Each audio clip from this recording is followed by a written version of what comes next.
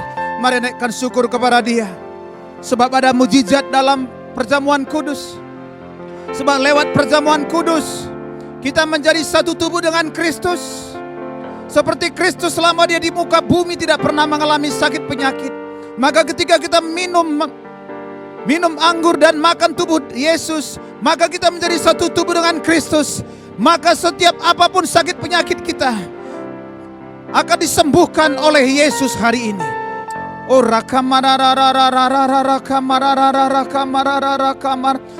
Saudara Tuhan, mari angkat tangan saudara. Saudara yang mengalami sakit penyakit di rumah, engkau telah menjadi satu tubuh dengan Kristus, maka engkau akan hari disembuhkan. Kami mau deklarasikan di hadapan Tuhan, oleh bilur-bilur Yesus, semua sakit penyakit telah disembuhkan di dalam nama Yesus. Sakit jantung, sakit kanker, sakit diabetes, sakit persendian, sakit COVID-19, hari ini kami deklarasikan lewat perjamuan kudus ini disembuhkan di dalam nama Yesus Kristus.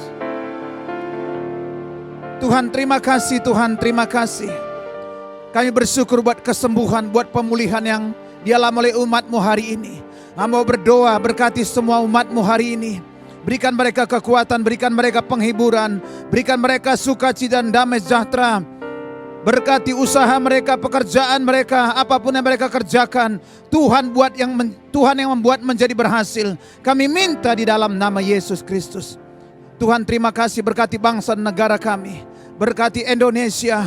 Kami percaya Indonesia pasti mengalami pemulihan, karena Tuhanlah menjadi Tuhan atas Indonesia. Kami berdoa di dalam nama Yesus Kristus, Indonesia mengalami pemulihan. COVID-19 diselesaikan secara baik di dalam nama Yesus. Tuhan terima kasih, kami bersyukur hari ini. Sebentar kami akan akhiri ibadah kami hari ini. Sebelum kami akhiri, kami mau terima berkat-Mu. Saudara Tuhan, angkat dua tanganmu, pulang dan terimalah anugerah.